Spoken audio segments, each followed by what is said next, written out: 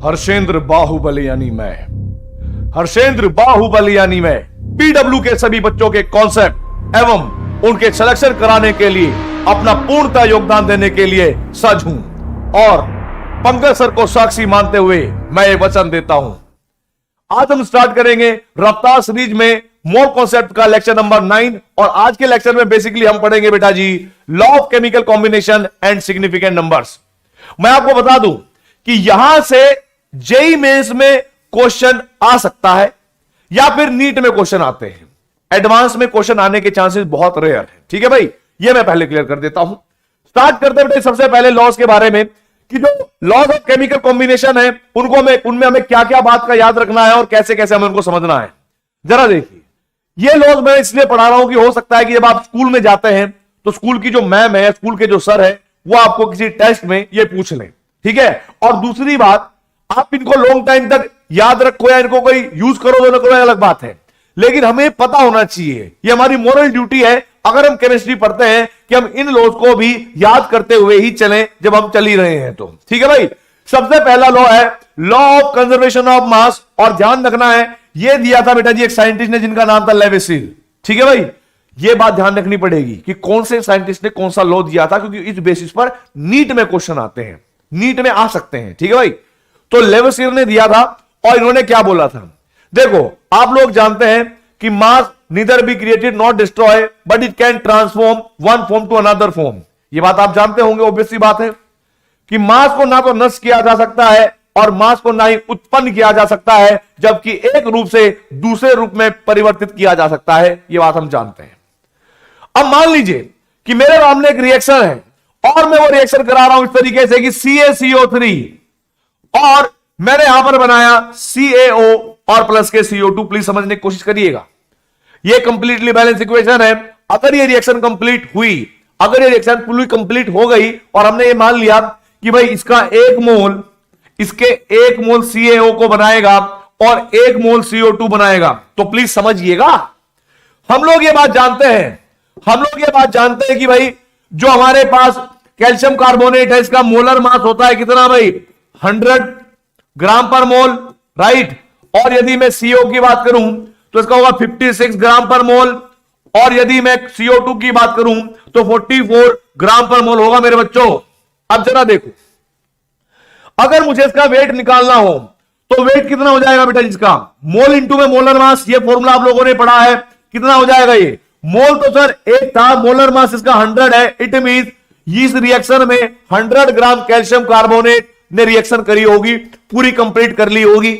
उसके बाद क्या हुआ, उसके बाद यह हुआ कि भाई अगर मैंने कहा कि एक मोल मेरे पास CaO का है और इसका मोलर मास 56 ग्राम पर मोल होगा बेटा, तो क्या मैं कहूंगा कि मोल वेट बराबर होगा मोल इंटू में मोलर मास, और मोल किसके बराबर होंगे 1 इंटू में 56। आप सोल्व करोगे तो ये 56 ग्राम आएगा कि नहीं आएगा। आप कहोगे सर बिल्कुल सही, यही तो आता है हमें। अब जरा देखो, जब आप उसमें जाओगे तो आपको मोल इंटू में मोलर मास यहां भी करना पड़ेगा, और मोल कार्बन डाइऑक्साइड का 1 होगा, और ये होगा हमारे पास कितना 44, और ये हो गया हमारे पास 54 ग्राम। अब प्लीज समझिएगा, मैंने मास के एक रूप को दूसरे रूप में चेंज कर दिया, कंप्लीट रिएक्शन कराई। पहले मेरे पास 100 ग्राम था, आगे अगर आप देखोगे 56 ग्राम ये, 44 ग्राम ये, दोनों को जोड़ोगे तो कितना हो गया, बोलो बोलो, दोनों को जोड़ोगे तो कितना हो गया। आप कहोगे सर ये 100 ग्राम ही हो गया। तो ये बात, या जो कोई भी केमिकल रिएक्शन होती है, किसकी बात कर रहा हूं मैं, केमिकल रिएक्शन की बात कर रहा हूं। सारी की सारी केमिकल रिएक्शन जो है बेटा जी law of conservation of mass को फॉलो करती है, और इसका मतलब होता है कि mass neither be created not destroy but it can transform one form to another form. और आपके सामने एग्जांपल से भी आपने समझ लिया होगा। दूसरी चीज मैं आपको एक और बात बताना चाहूंगा, ऐसी वो कौन सी रिएक्शन है जहां पर हमारे पास law of conservation of mass follow नहीं होता। क्या होता होगा वहां पर बेटा, वो रिएक्शन होती है न्यूक्लियर रिएक्शन, और न्यूक्लियर रिएक्शन के अंदर मास जो है वो एनर्जी में कन्वर्ट हो जाता है। जैसे कि आपने पढ़ा होगा E = mc², आइंस्टाइन की इक्वेशन पढ़ी होगी, वो क्या कहती है कि E डायरेक्टली प्रोपोर्शनल है मास के। तो वहां पर ये बात समझ जाना आप कि कहीं कहीं जगह पर मास एनर्जी में कन्वर्ट हो जाएगा तो मास जो है वो एग्जैक्ट मास नहीं रहेगा। बात समझ में आई, चलिए बात करते हैं आगे। अब एक मैं नोट पॉइंट लिखवा देता हूं बेटा जी, इधर कहां लिखवाना है मुझे बताओ, अगले वाले पॉइंट पे लिखवा देता हूं, अगले वाले नोट में। वो क्या है जरा देखो भाई, नोट पॉइंट समझिएगा क्या होगा।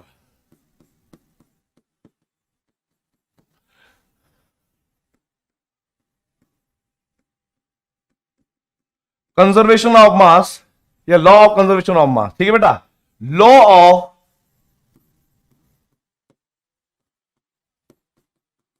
Conservation of mass does not follow in nuclear reaction. वैसे जो केमिकल रिएक्शन होंगी नॉर्मली जो हम पढ़ते हैं उनमें फॉलो होगा, ठीक है भाई, रिएक्शंस। ये बात ध्यान रखनी है मेरे बच्चों, अगर तुमने ये बात ध्यान रख ली तो सब ठीक, इसको याद रख लेना, बस बस बस बस बस बस इतना याद रखना है। अरे क्या हो गया, अरे ठीक है भाई। तो चलिए भाई अब बढ़ते हम थोड़ा सा अगले क्वेश्चन की तरफ, अगले लॉ की तरफ। अगला लॉ क्या कह रहा है ये भाई, लॉ ऑफ कांस्टेंट कंपोजिशन, और ये जो देने वाले थे उनका नाम था प्राउस्ट। क्या था भाई, प्राउस्ट। अब जरा समझिएगा कि ये क्या है, बहुत सिंपल है। मुझे लगता है कि आज का लेक्चर बहुत छोटा होने वाला है, कैसे जरा देखिए। ये बाबा कहते हैं कि आप कोई भी कंपाउंड हो उसको किसी भी माध्यम से ऑब्टेन करो यानी बनाओ, उसके अंदर जो एटॉमिक कंपोजिशन रहता है या एलिमेंट का जो कंपोजिशन रहता है वो हमेशा सेम रेशियो का ही रहेगा, कांस्टेंट प्रोपोर्शन में ही रहेगा। जरा देखिए, इसने बोला है all chemical compounds are found, अरे हमारे ऑपरेटर ने फुंड लिख दिया, ठीक है, इसको भूल जाना बेटा जी, क्या लिख दिया इन्होंने, फुंड लिख दिया। तो are found to have constant composition irrespective of their method of preparation of sources. Please समझिएगा कैसे, जैसे मान लीजिएगा पहला एग्जांपल मेरा ये है, अगर मैं मीथेन को जलाता हूं और मैंने ऑक्सीजन के साथ रिएक्शन कराई, तो आप लोग जानते हैं कि हाइड्रोकार्बन को गर्म करने पर या मतलब जलाने पर कार्बन डाइऑक्साइड और बेटा जी H2O वाटर बनते हैं, आप देख सकते हैं। इस रिएक्शन को बैलेंस कर लो, ठीक है भाई, उससे कोई फर्क नहीं पड़ेगा। लेकिन हां, कहने का मतलब है कि जब CO2 बनी होगी और हम CO2 मॉलिक्यूल के अंदर कॉम्पोजिशन चेक करते हैं तो हमें यह बात पता लगती है कि सर 1 मोल कार्बन 2 मोल ऑक्सीजन के साथ कनेक्ट है। क्या बोला मैंने, 1 मोल कार्बन 2 मोल ऑक्सीजन के साथ कनेक्ट है। दूसरा मेथड सुनिए, अगर मेरे पास यह रिएक्शन है बेटा जी, दूसरी रिएक्शन क्या है, अगर मैं कैल्शियम कार्बोनेट को हीट कर दूं, क्या कर दूं मैं, कैल्शियम कार्बोनेट को हीट कर दूं बेटा, तो जरा देखिए क्या होगा। हीट करने पर यहां पर कैल्शियम ऑक्साइड बनेगा, क्या बनेगा, कैल्शियम ऑक्साइड और प्लस के CO2। यहां पर भी हमने CO2 बनाई और हमने यह देखा कि भाई इस CO2 में भी 1 मोल कार्बन 2 मोल ऑक्सीजन के साथ कनेक्ट है। आगे देखो भाई, थर्ड कंडीशन, अगर मान लीजिए मेरे पास कार्बन मोनोऑक्साइड है, मैं उसकी रिएक्शन ऑक्सीजन के साथ कराऊं और CO2 बनाऊं, तो यहां पर भी आप देखोगे कि 1 मोल कार्बन 2 मोल ऑक्सीजन के साथ कनेक्ट है। अब प्लीज समझिएगा, आपको एग्जांपल मिल चुके हैं कि all chemical compounds are found to have same composition irrespective of their method of preparation और सोर्सेज। उनके बनाने का मेथड कोई भी हो, उनको किसी भी सोर्स से हम ऑब्टेन करें, लेकिन उनके अंदर जो एलिमेंट का कंपोजिशन है वो हमेशा कांस्टेंट रहेगा। ये बात समझ लेना, CO2 के अंदर 1 मोल कार्बन है तो 2 मोल ऑक्सीजन होंगे ही होंगे, चाहे आप किसी भी मेथड से बनाइए। तो हमने वही देखा कि पहले वाली रिएक्शन में जब हमने मीथेन को गर्म किया यानी मतलब सॉरी जलाया, तो हमारे पास CO2 बनी जिसमें 1 मोल कार्बन था, 2 मोल ऑक्सीजन थे। सेम जरा यहां पर देखिए, कैल्शियम कार्बोनेट को हीट किया, हीट करने के बाद CO2 बनाई जिसके अंदर 1 मोल कार्बन था और 2 मोल ऑक्सीजन थे। सेम टू सेम अगर आप यहां पर देखोगे, जब मैं कार्बन मोनोऑक्साइड का ऑक्सीडेशन कर रहा हूं यानी ऑक्सीजन के साथ रिएक्शन करवा रहा हूं, तो यहां पर भी 1 मोल कार्बन और 2 मोल ऑक्सीजन थे। यही बात ये कहना चाहता है। ये लो बड़ा सिंपल था, आई होप आप लोगों को ये रट गया, ठीक है। आगे बढ़िए, अब कह रहा है ये law of multiple proportion. Law of multiple proportion क्या बोल रहा है जरा देखते हैं भाई। इसने बोला व्हेन, पहले मैं आपको समझा दूं, अंग्रेजी बाद में देखेंगे, पहले हम समझा देते हैं क्या है, फिर आपको इंग्लिश अपने आप समझ में आ जाएगी। मान लो तुम्हारे पास 2 अलग अलग एटम है या एलिमेंट है, वो दोनों आपस में कंबाइन होने के बाद उन्होंने अलग अलग मोलिक्यूल बनाए, यानी अलग अलग कंपाउंड बनाए। कहने का मतलब है कि जब दो एलिमेंट मिलकर दो या दो से ज्यादा अलग अलग कंपाउंड बनाते हैं तो उनके अंदर किसी एक का मास जो होता है ना, मतलब मास का जो रेशियो होता है वो एक होल नंबर के बराबर होता है, या कह सकते हैं आप कांस्टेंट इंटीजर के बराबर होता है। एग्जांपल के लिए समझिएगा, कार्बन और ऑक्सीजन को अगर हम लें तो वो कितने कंपाउंड बना सकता है? कार्बन मोनोऑक्साइड भी बना सकता है और CO2 भी। तो इसका मतलब है कि जब दो एलिमेंट दो या दो से ज्यादा कंपाउंड बनाएंगे तो आप समझ जाना कि वो लॉ ऑफ मल्टीपल प्रोपोर्शन को फॉलो कर रहे होंगे।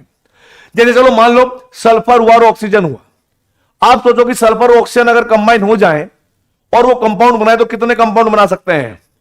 आप कहोगे सर वो सल्फर डाइऑक्साइड बना सकते हैं, वो सल्फर ट्राइऑक्साइड बना सकते हैं, यानी दो टाइप के बना लेंगे। तो यानी वो भी लॉ ऑफ आपके पास मल्टीपल प्रोपोर्शन को फॉलो करेंगे। एक और एग्जांपल सोचिए, नाइट्रोजन और ऑक्सीजन को। अगर मैं नाइट्रोजन और ऑक्सीजन को कंबाइन करूं और प्रोडक्ट बनाना चाहूं तो आप देखोगे NO नाइट्रिक ऑक्साइड बन सकता है, NO2 नाइट्रोजन डाइऑक्साइड बन सकता है ना, N2O3 डाई नाइट्रोजन ट्राइऑक्साइड बन सकता है, N2O5 डाई नाइट्रोजन पेंटाऑक्साइड बन सकता है।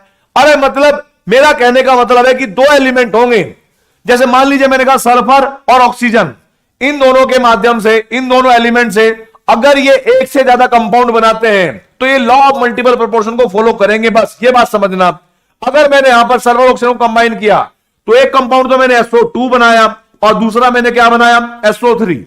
पहले तो आपको यह देखना है कि कौन सा group law of multiple proportion को फॉलो करता है, फिर उसके अंदर क्या रेशियो निकालेंगे, कैसे निकालेंगे, वो मैं आपको डिटेल में करवाऊंगा। ठीक है, इधर देखो, मान लीजिए अगर मैंने कार्बन और ऑक्सीजन दो एलिमेंट लिए और मैं कह रहा हूं कि क्या ये दो से ज्यादा एलिमेंट या दो से ज्यादा कंपाउंड बना सकते हैं या दो बना सकते हैं? आप कहोगे सर कार्बन और ऑक्सीजन जुड़कर कार्बन मोनोऑक्साइड भी बना सकते हैं और CO2 भी बना सकते हैं। बहुत बढ़िया बात है। आगे जरा देखिए, तीसरे केस में मैंने आपको क्या बोला कि मैंने क्या लिया इस बार? बोलो बोलो सर। एक काम कर लीजिए ना, आप कार्बन ले लो और हाइड्रोजन ले लो, भाई साहब जय मिल गए ना, हद कर देंगे, इतने सारे स्पीशीज बनाएंगे। कैसे जरा देखो, कैसे जरा देखो, ये मीथेन बना सकते हैं, ये C2 यानी कोई भी C2H4 बना सकते हैं, ये C2H2 बना सकते हैं। कहने का मतलब होगा कि दो एलिमेंट जब कभी भी दो या दो से ज्यादा कंपाउंड बनाएंगे तो वो लॉ ऑफ मल्टीपल प्रोपोर्शन को फॉलो करेंगे। ठीक है, अब हम इस डेफिनेशन की बात करते हैं कि इनका जो सिंपल रेशियो है ये क्या है। मैं इंग्लिश में बात बताऊंगा, प्लीज समझिए। पहले मेरी इलस्ट्रेशन समझनी है, फिर मैं डेफिनेशन समझाऊंगा। जरा देखिए, अगर मान लो मैंने एग्जांपल के लिए चूज किया कौन? कार्बन और ऑक्सीजन का कॉम्बिनेशन, और मुझे पता है कि कार्बन और ऑक्सीजन के कॉम्बिनेशन से मेरे पास दो प्रोडक्ट बन सकते हैं। वो कौन कौन से हैं? या तो CO कार्बन मोनोऑक्साइड या CO2।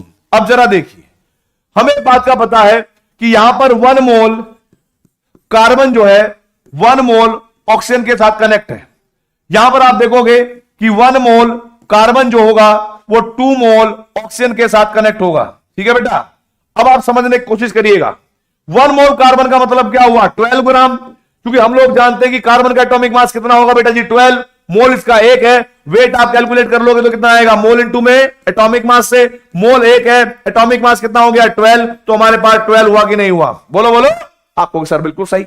जरा देखो यहां पर भी मोल कितना हो जाएगा? मोल इंटू एटॉमिक मास वाला फॉर्मूला लगेगा। मोल ऑक्सीजन कितना है? 1।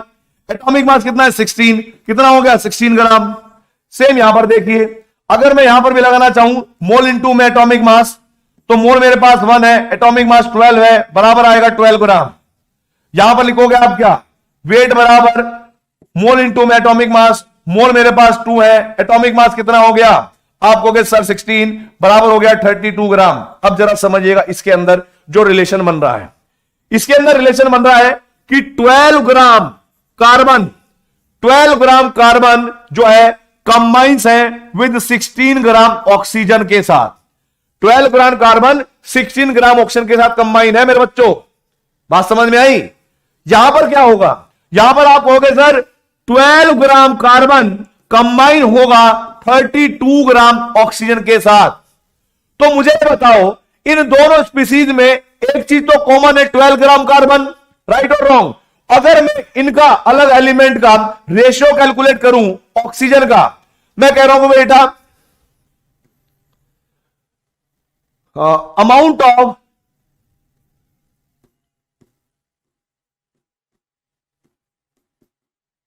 Amount of oxygen in CO और अमाउंट ऑफ ऑक्सीजन इन, चाहे CO2 मान लीजिए या CO कर लीजिए, है ना भाई, जरा कितनी होगी? आप कहोगे सर CO2 में तो 32 ग्राम था, तो मैंने यहां पर 32 लिख दिया, ठीक है भाई। और अमाउंट ऑफ यहां पर कितना था बेटा जी? सेम हिसाब से देखा जाए तो भाई यहां पर 16 था, राइट। एक मोल के हिसाब से कंपेयर करना पड़ेगा कि 12 ग्राम के वर्सेस होना चाहिए। इधर देखो रेशियो कितना आएगा, 2:1 आया कि नहीं आया? अब जरा डेफिनेशन पे आते हैं। डेफिनेशन क्या कह रही है?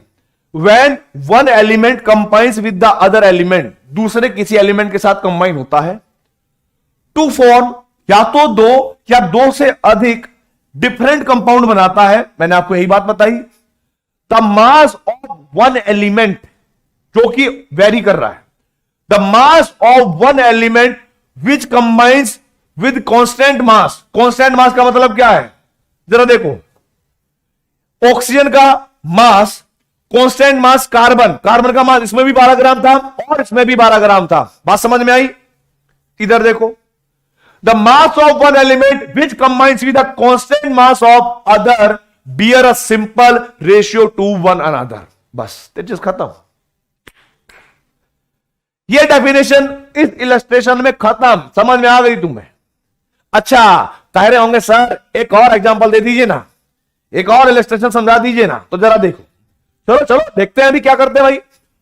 एग्जांपल के लिए समझिएगा प्लीज। अगर मान लो मेरे पास ये वाला, इस बार दो एलिमेंट लिए मैंने, सल्फर एंड ऑक्सीजन। प्लीज समझिएगा, सल्फर एंड ऑक्सीजन। और मैंने यहां पर दो कंपाउंड चुने जो ये बना सकते हैं। जो कौन कौन बनाएंगे? एक बनाएंगे सल्फर डाइऑक्साइड और दूसरा बनाया इन्होंने कौन सा? Sulphur trioxide. प्लीज समझिएगा, यहां पर क्या होगा कि 1 mole of sulphur combines with, या 1 मोल ऑफ सल्फर, और इसके अंदर क्या होंगे बेटा? 2 मोल ऑफ ऑक्सीजन। और सल्फर ट्राइऑक्साइड के अंदर क्या होगा? आप कहोगे सर 1 मोल ऑफ सल्फर और यहां पर होंगे 3 मोल ऑफ ऑक्सीजन। अब जरा देखो, हमें इन एलिमेंट के अंदर एलिमेंट के मोल अलग अलग पता लग गए। हम पहले वेट निकालेंगे। वेट कैसे निकालोगे? वेट कैसे निकालोगे कि सर वेट बराबर होता है मोल इंटू में एटॉमिक मास। सल्फर का एटॉमिक मास 32 होता है, तो 1 इंटू में 32 करोगे तो कितना आएगा? 32 ग्राम। हुआ कि नहीं हुआ? बोलो बोलो। तुम कहोगे सर बिल्कुल सही। इधर देखो, वेट इधर क्या होगा? मोल इंटू में एटॉमिक मास। मोल कितने हैं? 2। एटॉमिक मास कितना है? 16। कितना हो गया? 32। इधर आ जाओ, हमें निकालना है वेट। मोल इंटू में एटॉमिक मास। मोल क्या होगा? 1। एटॉमिक मास का मतलब क्या होगा? 32। यानी ये कितना आ जाएगा? 32 ग्राम। यहां पर देखो, वेट मेरे पास कितना हो गया? आप कहोगे सर इसके मोल इंटू में एटॉमिक मास को मल्टीप्लाई कर लो। तो मैंने यहां पर 3 इंटू में 16 कर लिया, तो 48 आ गया। तो भाई वेरी किसका मास कर रहा है? आप कहोगे सर ऑक्सीजन का मास वेरी कर रहा है और सल्फर का मास कांस्टेंट है। इधर भी 32 ग्राम, उधर भी 32 ग्राम, राइट। डेफिनेशन क्या कहती है कि जो भी आपके पास एलिमेंट है जिसका मास वेरी करता है, उसका मास किसी कांस्टेंट मास के साथ, दूसरे एलिमेंट के साथ हमेशा एक सिंपल रेशियो में रहेगा। कैसे? जरा देखिए, अगर मैं आप लोगों से कहूं कि भाई सल्फर डाइऑक्साइड के अंदर 32 ग्राम सल्फर कांस्टेंट है, सल्फर ट्राइऑक्साइड के अंदर 32 ग्राम सल्फर प्रेजेंट है, अगर मैं ऑक्सीजन को कंपेयर करके देखूं तो मैं क्या लिखूंगा? Amount of oxygen in SO2, और मैं रेशियो निकालना चाहता हूं और पता लग जाएगा कि ये सिंपल रेशियो है भी या नहीं। Amount of oxygen in sulphur trioxide, आप यहां पर लिखोगे क्या भाई? 32 डिवाइड बाय 48 आएगा 2/3, यानी 2:3 आएगा कि नहीं आएगा? बोलो बोलो बोलो। आपको सर बिल्कुल सही बात है, यही आना चाहिए और यही आएगा। ठीक है, तो आई होप आप लोगों ने लॉ ऑफ मल्टीपल प्रोपोर्शन जो है वो समझ लिया है, उसकी डेफिनेशन याद कर ली है, और कैसे कैसे चेक करना है वो मैंने आपको बताया कि दो एलिमेंट होंगे, उनके कोई दो कंपाउंड होंगे या दो से ज्यादा कंपाउंड होंगे। चलिए भाई, अब हम बात करेंगे Gay Lussac law of combining volume. Please, वैसे तो ये जो टॉपिक है ना आपको बहुत अच्छे से समझ में आएगा जब हम स्टेट्स ऑफ मैटर पढ़ेंगे, गैसेस स्टेट पढ़ेंगे, राइट। लेकिन अभी भी ये दिया हुआ है तो हमें क्या करना पड़ेगा, पढ़ना पड़ेगा। क्या कर सकते हैं, इधर देखो, when two or more gases react with one another, their volume bear simple whole number ratio with one another and to the volume of product if they are also gases provided all volumes are measured under identical conditions, temperature and pressure। मुझे पता है ये English इतनी खतरनाक लग रही है ना तुम्हें, कुछ समझ में नहीं आ रहा होगा, कुछ नहीं समझ में आ रहा होगा, सर क्या बोल दिया ये। देखो, इस चीज पे जाना ही नहीं है, बड़ा सिंपल बताता हूं मैं। कोई तुमसे नहीं पूछेगा कि इसकी डेफिनेशन क्या है, कोई तुमसे नहीं कहेगा कि ये क्या है, बस आपको इसका यूज करना आना चाहिए। ठीक है, यूज करना क्या आना चाहिए, ये कह रहा है कि अगर हमारे पास आइडेंटिकल कंडीशन है टेम्परेचर और प्रेशर की, यानी हर कंडीशन में सभी गैसेस के लिए टेम्परेचर और प्रेशर समान है, और आप कोई केमिकल रिएक्शन कराते हैं, मान लीजिए कि H2 ये गैसेस फेज में है और Cl2 ये भी गैसेस फेज में है, और यहां पर कहें कि 2HCl बन रहे हैं, ये भी गैसेस स्टेट में बनेगा। ये सिर्फ इतना कहता है, एक्चुअली में मैं आपको इसका डिटेल बताऊंगा जब हम गैसेस स्टेट पढ़ेंगे। हम लोग ये बात जानते हैं, अवोगाद्रो बाबा ने एक बात बताई थी हमें, at constant temperature and pressure,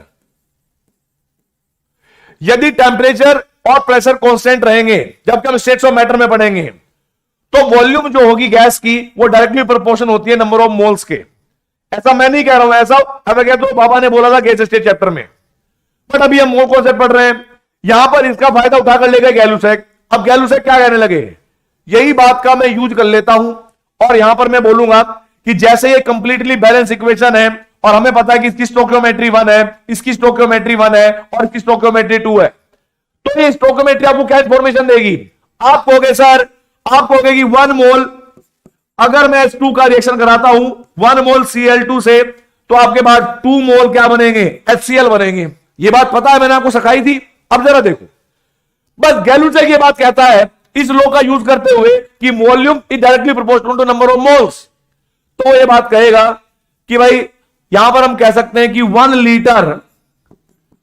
litre of H2 react with 1 litre of H2O, और कोई आपसे पूछे कि बताओ भाई HCl के कितने लीटर बनेंगे, बोलो बोलो सर, क्या बात कर रहे हो, 2 लीटर बनेंगे। स्टोकियोमेट्री, मोल और वॉल्यूम डायरेक्टली प्रोपोर्शनल है, जैसे मोल में इंफॉर्मेशन मिलती है स्टोकियोमेट्री से, वैसे ही हमें किसमें मिलेगी, लीटर में मिलेगी या ml में मिलेगी, लेकिन वो रिएक्शन आपके पास गैसेस स्टेट में होगी तभी, अदरवाइज नहीं। सॉलिड के लिए, लिक्विड के लिए ये लो फेल हो जाता है। बात समझ में आई आप लोगों को, ये सिर्फ गैसेस के लिए लगता है। आगे देखो, आगे देखो जरा, मान लो मैंने माना कि भाई जैसे मान लो कि कार्बन मोनोऑक्साइड है, ठीक है, कार्बन मोनोऑक्साइड है और ये गैसेस स्टेट में है, और ये कंबाइन होती है 1/2 गैसेस से, और मैं आप लोगों से पूछूं एक आंसर कि यार मुझे एक बात बताओ कि अगर मैं CO2 के 2 लीटर वॉल्यूम ले लूं, ठीक है, तो वॉल्यूम ऑफ O2 मुझे कितनी चाहिएगी रिएक्शन कराने के लिए, या फिर वॉल्यूम ऑफ CO2 कितनी बनेगी इस रिएक्शन में, ऐसे क्वेश्चन पूछ सकते हैं। आप लोग एक बात जानते हैं कि इसका 1 मोल इसके आधे मोल से रिएक्शन करता है, ये स्टैंडर्ड कंडीशन है। क्या बोला मैंने कि इसका 1 मोल इसके हाफ मोल के साथ रिएक्शन करना चाहेगा, और क्योंकि हम लोग जानते हैं कि volume is directly proportional to number of moles, जब आपके पास प्रेशर और टेम्परेचर कांस्टेंट होते हैं, यानी identical condition of temperature and pressure, तो इसको हम ऐसे भी लिख सकते हैं कि 1 litre of CO2 want to react 1/2 liter of O2 and gives 1 liter of CO2, ऐसा ये चाहती है। अब जरा देखो, यहां पर मेरे पास दे रखा है कि 2 लीटर CO2 लिया, तो आप ऐसे क्वेश्चन को कैसे करोगे बेटा?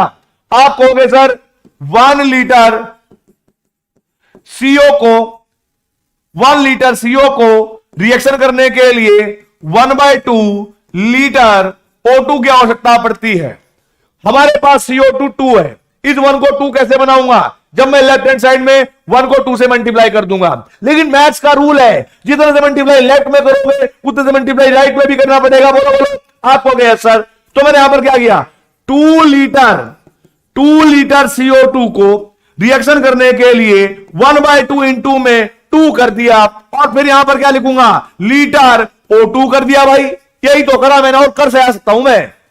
सोल्व कर लो, कितने लीटर O2 की जरूरत पड़ेगी तुम बताओ? आप कहोगे सर 1 लीटर की जरूरत पड़ेगी, हमें पता लग गया। तो भाई वॉल्यूम ऑफ O2 कितनी की आवश्यकता पड़ेगी? 1 लीटर, जो कि हमने कैलकुलेट कर ली है। अब जरा देखो, ये बात कह रहा है कि अच्छा बताओ CO2 के कितने मोल बनेंगे। अब स्टोइकियोमेट्री देखिए, इसका 1 लीटर, इसका 1 लीटर बनाएगा, इसका 2 लीटर अगर खर्च हुआ तो इसके 2 लीटर बनेंगे कि नहीं बनेंगे? बोलो यार। आपको के सर बिल्कुल सही बात बोली, 2 लीटर हमारे पास CO2 बनेगी। बस यही बात गैलुसैक बाबा कह गए और परलोक सिधार गए। ठीक है, चलिए आगे बढ़ते हैं। आगे हमारे पास एक नया लॉ जिसका नाम है लॉ ऑफ रेसिप्रोकल प्रोपोर्शन, और इस लॉ को हम बड़ी आसानी से पढ़ लेंगे। कैसे पढ़ेंगे जरा देखो। मान लो एक ट्रायंगल बनाना है, और ट्रायंगल बनाते हुए ऐसे करना है। कैसे जरा देखो, मान लीजिए इधर मेरे पास नाइट्रोजन है, इधर मेरे पास कार्बन है, और इधर मेरे पास हाइड्रोजन है। आपको इनकी वैलेंसी को सेटिस्फाई करते हुए कार्बन और हाइड्रोजन के संयोग से बनने वाला कोई एक मॉलिक्यूल बताओ जिसमें कार्बन की चारों वैलेंसी यानी ओवरऑल ऑक्टेट कंप्लीट हो रहा हो और हाइड्रोजन के साथ वो बॉन्ड बना रहा हो मैक्सिमम। क्या बोलोगे? CH4 है ना? बात तो सही है। अच्छा, क्योंकि कार्बन और नाइट्रोजन की अगर हम बात करें आपस में रिएक्शन करवाएं, प्लीज समझिएगा मेरी बात में जो कहना चाहता हूं। कार्बन मेरे पास लेस इलेक्ट्रोनेगेटिव है और नाइट्रोजन मेरे पास ज्यादा इलेक्ट्रोनेगेटिव है, यानी इलेक्ट्रोनेगेटिव इलेक्ट्रॉन लेने की क्षमता ज्यादा है।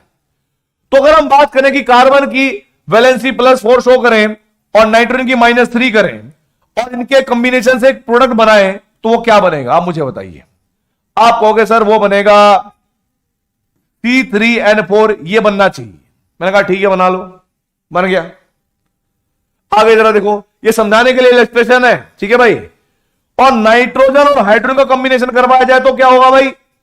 आप कहोगे सर इनके कॉम्बिनेशन से आप सीधी बात है अमोनिया बना लो ना, बस इतना ही काम करना और कुछ नहीं करना अपन को। जरा देखिए, मेरा कहने का मतलब यह है कि हाइड्रोजन को मैं फोकस करते हुए यह देखता हूं कि हाइड्रोजन इसके कितने मोल के साथ और इसके 1 मोल के साथ किस किस रेशियो में जुड़ता है। ठीक है, आप लोगों को समझ में आ जाएगा अपने आप। जरा देखो कैसे कि सर अगर मैं 1 मोल कार्बन का लेता हूं तो यहां पर 4 मोल हाइड्रोजन के जुड़ते हैं, तो हम कहेंगे बेटा जी क्या, 1 mole carbon combine with 4 mole of hydrogen. Please समझिए, ठीक है, प्लीज समझिए। और यहां पर अगर मैं देखता हूं कि sir 1 mole of nitrogen combine with 3 mole of hydrogen. ठीक है, यह बात तुम्हें समझ में आ गई होगी। अब यहां ध्यान रखना, हाइड्रोजन इन दोनों के लिए कॉमन है, हाइड्रोजन इन दोनों के लिए कॉमन है। अगर आप हाइड्रोजन का इन दोनों के अंदर रेशियो निकालोगे तो इन दोनों के इंडिविजुअल का रेशियो उसका रेसिप्रोकल होगा। कैसे जरा समझिएगा। अगर मैं कहूं ratio of hydrogen in CH4, ठीक है भाई, विद रिस्पेक्ट टू NH3, क्या होगा बेटा जरा देखो। आप कहोगे सर इसके अंदर 4 थे और इसके अंदर 3 थे, तो रेशियो कितना आया? 4:3, कार्बन वाले के साथ 4, नाइट्रोजन वाले के साथ 3। और यही रेशियो जब इन दोनों एलिमेंट का देखोगे आप कि भाई carbon in C3, carbon and nitrogen are in C3N4, वो किस रेशियो में होंगे? 3:4। तो आप लोगों को यह बात समझ में आ जाएगी कि वहां पर कार्बन जो मतलब अलग अलग आपके पास स्पीशीज से किसी एक के लिए, और उसका जब हम रेशियो देख रहे थे और हमने इन दोनों को अलग अलग जब कंबाइन करके देखा तो ये वाला रेशियो और ये वाला रेशियो एक दूसरे के रेसिप्रोकल मिला। कंफ्यूजिंग है क्या? हाँ, कहां शकल बना रहे हो ऐसी? एग्जांपल और दे देंगे, इधर देखो आगे। एग्जांपल सुनो भाई, मुझे पता है कि गुस्सा नहीं होगा तुम्हारे दिमाग में, तुम्हें मैं बता दूंगा अभी। मान लीजिएगा इस बार मेरे पास ये कार्बन है और ये मेरे पास ऑक्सीजन है और ये मेरे पास हाइड्रोजन है। प्लीज समझिएगा। आप मुझे ये बताओ, कार्बन और हाइड्रोजन मिलकर क्या बनाएंगे? आप कह रहे हो सर वो बनाएंगे मीथेन CH4, ठीक है। कार्बन और ऑक्सीजन मिलकर क्या बनाएंगे? आप कहोगे सर वो बनाएंगे CO2। और हाइड्रोजन ऑक्सीजन मिलकर क्या बनाएंगे? सर आप कहोगे वो बनाएंगे H2O। ठीक है, वो मैंने H2O बना लिए। अब जरा देखो बेटा, हमें क्या काम करना है? हाइड्रोजन का इन दोनों में रेशियो निकालना है। क्या बोला मैंने? हाइड्रोजन का इन दोनों के साथ रेशियो निकालना है अलग अलग, और हाइड्रोजन का जो रेशियो आएगा उस रेशियो का रेसिप्रोकल ये दोनों आपस में शो करेंगे। जरा देखिए कैसे। हम लोग ये बात जानते हैं कि यहां पर 1 mole carbon combines with 4 mole hydrogen, ठीक है भाई। और यहां पर क्या होगा कि 1 मोल oxygen combine with 2 mole of hydrogen. ये बात क्लियर हो गई। अगर मैं यहां पर एक रेशियो निकालता हूं हाइड्रोजन का, मैं निकालता हूं ratio of hydrogen in CH4 and H2O, क्या आएगा वो जरा जल्दी से बताओ। आप कहोगे सर CH4 वाले को ऊपर रख दो 4 और इसको रख दो 2, तो यह आएगा 2:1। क्लियर बोल रहा हूं मैं। ये जो आपके पास रेशियो है ना, ये अलग अलग कार्बन के साथ और हाइड्रोक्सीजन के साथ 2:1 आया। तो मैं कह रहा हूं कि अगर कार्बन और ऑक्सीजन आपस में कंबाइन हुए तो वो इसके उल्टे होंगे, रेसिप्रोकल के रेशियो में कंबाइन होंगे हमेशा। तो यहां पर जैसे लिखा हुआ है 2:1, तो यहां पर कैसे लिखोगे? 1:2। साफ साफ कंबाइन तो दिखा हुआ है भाई, सॉल्व भी करने की जरूरत नहीं है, क्लियर पता लग जाएगा कि क्या हो जाएगा, 1:2 हो जाएगा। अब मैं तुम्हें श्राप दे सकता हूं अगर तुम्हें अभी भी समझ में नहीं आया होगा तो, ठीक है, चुपचाप कर लेना ये वाला। आगे बढ़ते हैं क्वेश्चन पे। अरे कहां गया क्वेश्चन? ये रहा क्वेश्चन। ओ, ये कह रहा है कि law of multiple proportion was proposed by, इधर अभी थोड़ी देर पहले मैंने लिखवाया था भाई, लॉ ऑफ मल्टीपल प्रोपोर्शन किसने बताया था? देखो क्या लिखा है, डाल्टन बाबा ने। किन्ने? डाल्टन बाबा ने। तो आप क्या करेंगे कि सर कुछ नहीं है, चुपचाप इनका इतिहास जानना है और जान के लिख देना है कि डाल्टन भैया आए थे, मल्टीपल प्रोपोर्शन का लॉ देकर गए थे। ठीक है, बड़ा सिंपल क्वेश्चन आते हैं इनसे रिलेटेड। आगे बढ़िए। जय बात कह रहा है कि which of the following pair of compound illustrate the law of multiple proportion. Oh, law of multiple proportion क्या था कि भाई दो एलिमेंट होंगे कोई भी, और वो कंबाइन होने के बाद दो या दो से ज्यादा कंपाउंड बनाएंगे। तो दो एलिमेंट होने चाहिए और जो कंपाउंड बनेंगे वो उन्हीं के बनेंगे, दो या दो से ज्यादा। अब जरा देखो, यहां हाइड्रोजन ऑक्सीजन, यहां सोडियम और ऑक्सीजन, यहां तो एलिमेंट ही 3 हो गए। ये बात तो गलत है, काटो इसको। आगे देखो, मैग्नीशियम ऑक्सीजन, सोडियम ऑक्सीजन, फिर एलिमेंट क्या हो गए? 3 हो गए, काटो इसको। सोडियम ऑक्सीजन बेरियम, काटो इसको। एलिमेंट 2 है, कौन सा? टिन और क्लोरीन। और अलग अलग कंपाउंड बनाने अलग अलग रेशियो में, तो आप देखोगे SnCl2 और SnCl4 में अलग अलग हुए कि नहीं हुए। और डेफिनेशन क्या कहती है लॉ ऑफ मल्टीपल प्रोपोर्शन की, कि जब दो एलिमेंट कंबाइन होकर दो या दो से ज्यादा प्रोडक्ट बनाते हैं, दो से ज्यादा कंपाउंड बनाते हैं, तो वहां पर किसी कांस्टेंट मास के साथ अदर एलिमेंट का जो मास होगा वो एक होल रेशियो में होगा। आप देखना, इसका 1 मोल इसके 1 मोल के साथ 2 मोल क्लोरीन और 4 मोल क्लोरीन होगा। आप इसको जब रेशियो निकालोगे तो वो 2:1 आएगा या 1:2 आएगा। ठीक है भाई, तो इसका जो करेक्ट आंसर हुआ बेटा जी वो होगा ऑप्शन नंबर डी, और इसी को टिक करके हमें आगे बढ़ना है। अब बढ़ते हैं अगले क्वेश्चन की तरफ। क्या बोला इसने बोला कि in the reaction N2 3H2 और रिएक्शन करने के बाद 2NH3 बन जाएंगे और रेशियो वॉल्यूम ऑफ N2H2 बताना है भाई। Ratio by volume of N2 और H2 बताना है, and NH3 is 1:3:2। This illustrate law. मैं नहीं बताऊंगा, चुपचाप तुम्हें बताना।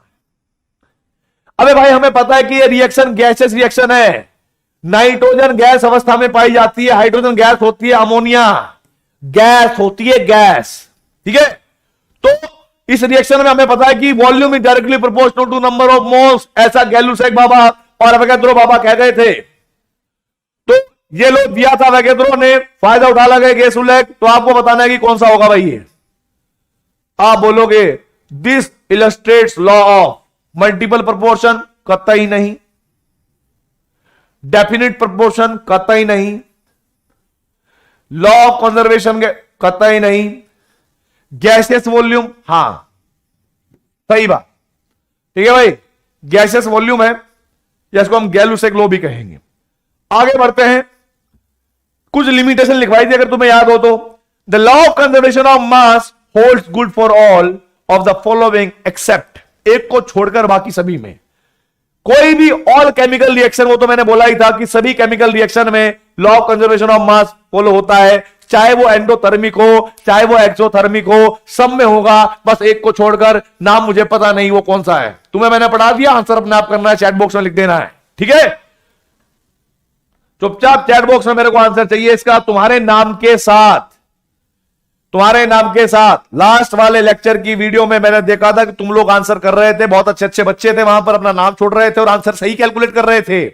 और आधे बच्चे ऐसे भी थे जिनका गलत आंसर आ रहा था, वो एक्सेप्ट कर रहे थे कि सर गलत है, हम अगली बार ठीक कर लेंगे। तो उससे यह पता लगता है कि तुम कितने सीरियस हो अपनी पढ़ाई के लिए। ठीक है भाई, तो चलिए बेटा अब हम बात करते हैं अगले क्वेश्चन की तरफ। इसने क्या बोला है, carbon and oxygen combine to form 2 oxides, that is carbon monoxide and carbon dioxide. मैं नहीं पढ़ाऊंगा।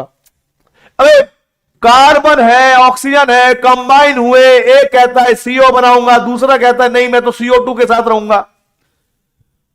और फिर इन्होंने रेशियो दे रखा है कांस्टेंट मास के साथ 12 ग्राम 16 ग्राम ऑक्सीजन, 12 ग्राम 32 ग्राम ऑक्सीजन, दोनों का रेशियो निकालो तो 1:2 आएगा। Simple quantity.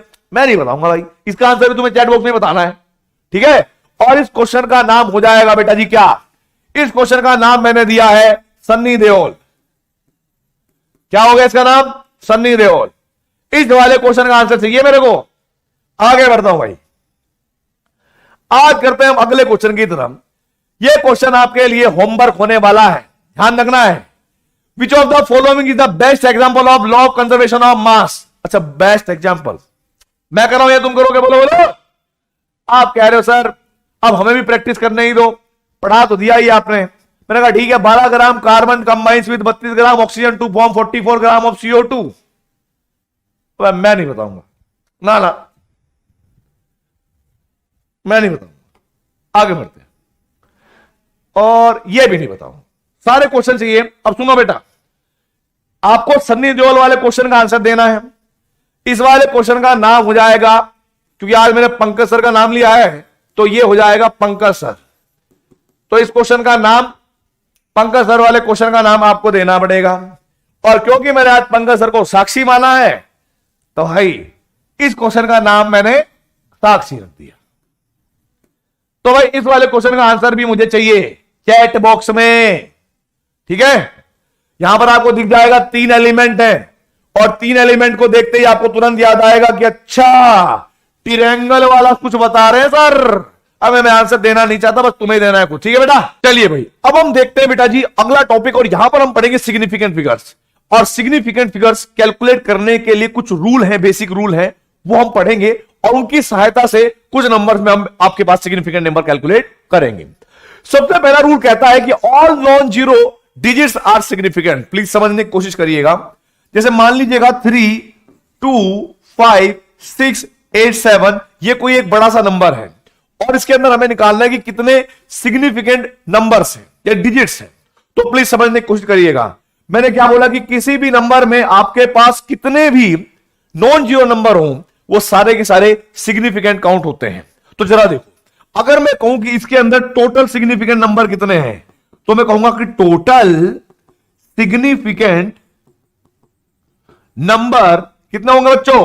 आप कहोगे सर ये तो हो जाएंगे 1 2 3 4 5 और 6। कितने हो गए? 1 2 3 4 5 6। अब जरा देखो, मान लो कि मैंने आपको एक और नंबर लिखा, वो नंबर क्या है? 581997। प्लीज समझिएगा, ये एक नंबर है 581997। आप लोगों को बताना है भाई किसके अंदर कितने सिग्निफिकेंट नंबर है। तो आप कैसे करोगे कि सर इसमें कोई नॉन जीरो वैल्यू तो है नहीं, बस काउंट कर लीजिए। तो 1 2 3 4 5 तो 6। तो हमारे पास कितने हो जाएंगे? यहां पर भी टोटल सिग्निफिकेंट नंबर जो होंगे बेटा वो हो जाएंगे हमारे पास 6। तो आई होप आप लोगों को ये रूल समझ में आया होगा, रूल नंबर 1। ठीक है, आगे बढ़ते हैं। नेक्स्ट वाले रूल में क्या कह रहा है? ये कह रहा है कि all zeros occurring between two non zero digits are significant. ये कह रहा है कि अगर आपके पास कोई बड़ा सा नंबर है और उस नंबर में स्टार्टिंग में और एंड में कोई नॉन जीरो वैल्यू है और उसके बीच में चाहे कितनी भी जीरो हो जाए, उन सभी जीरो को भी हमें क्या मानना है? सिग्निफिकेंट नंबर्स मानना है। जैसे फॉर एग्जांपल, समझिएगा मेरे बच्चों क्या कह रहा है ये। फॉर एग्जांपल कि सर अगर मैं कहूं कि 1000008 और मुझे इसके अंदर बताना हो कि इस वाली नंबर के अंदर कितने सिग्निफिकेंट नंबर होंगे, तो जरा देखो, रूल के अकॉर्डिंग कह रहा है कि पहली दोनों नॉन जीरो की वैल्यू जो भी होगी, इसके और इसके बीच में चाहे कितनी भी जीरो आ जाए, उन सबको आपको सिग्निफिकेंट नंबर की तरह ट्रीट करना है। तो 1 2 3 4 5 6 7, तो यहां पर आप क्या लिखोगे भाई? इसके अंदर है, किसके अंदर हो जाएंगी भाई? Total significant number, total significant number equals to 7। अब जरा देखो दूसरा एग्जांपल। मान लो मेरे सामने एक और नंबर है 90009 और मैं आपसे पूछूं कि इसके अंदर कितने सिग्निफिकेंट नंबर होंगे, तो आप कैसे गिनोगे कि सर पहली भी नॉन जीरो वैल्यू है, बाद वाली भी नॉन जीरो वैल्यू है, उनके बीच में जीरो है, इनको भी हम क्या मानेंगे? सिग्निफिकेंट में काउंट करेंगे। भाई नॉन जीरो तो होती ही है, आप बीच वाले को मानोगे तो क्या हो जाएगा यहां पर कि टोटल सिग्निफिकेंट नंबर जो होंगे आपके पास, वो इस बार हमारे पास कितने होंगे बच्चों? आप कहोगे सर वो हो गए हमारे पास 6। तो इसको हम टिक करके आगे बढ़ जाएंगे। चलिए अब हम नेक्स्ट रूल की बात करते हैं और इस रूल में क्या कहा गया है जरा देखिए, प्लीज समझिएगा। In a number less than 1 all zeros to right of decimal point and to the left of non zero digits are not significant. अगर कोई नंबर आपके पास, प्लीज समझिएगा, इफ कोई भी नंबर 1 से छोटा है तो इसका मतलब क्या होगा कि वो नंबर हो सकता है क्या? 0.5। वो नंबर क्या हो सकता है? 0.005। वो नंबर क्या हो सकता है? 0.000987। कुछ भी हो सकता है। बोलो बोलो आप कहोगे सब बिल्कुल ऐसा ही होगा। 1 से छोटे का मतलब है कि वो 0 पॉइंट समथिंग होगा। ये क्या कह रहा है कि डेसिमल से राइट और नॉन जीरो वैल्यू से जो भी लेफ्ट वाली जीरो होगी, इन जीरो को आप नहीं मानेंगे इनको आप नहीं मानेंगे सिग्निफिकेंट नंबर। चला देखो, in a number less than 1 यानी ये वाली condition, all zeros to the right of decimal point यानी इस पॉइंट के राइट साइड में जितनी भी जीरो होंगी, and to the left of non zero digits are not significant. Right, तो जरा देखिए, अगर मुझे इस नंबर में पहले वाले नंबर में देखना पड़े तो मुझे पता है कि सर इस डेसिमल के इधर एक भी जीरो नहीं है, आपके पास सिर्फ एक ही नंबर है 5, और मुझे पूछना पड़े कि भाई बताइए इसके अंदर कितने सिग्निफिकेंट नंबर होंगे, तो आप क्या कहोगे? आप कहोगे सर इसके अंदर जो सिग्निफिकेंट नंबर है, सिग्निफिकेंट नंबर होंगे वो मेरे पास 1 हो जाएगा। ठीक है भाई, जीरो तो है नहीं। दूसरे वाले में एक और बात है कि डेसिमल के राइट में और नॉन जीरो के पहले जितने भी जीरो है उनको आपको सिग्निफिकेंट नंबर नहीं मानना है।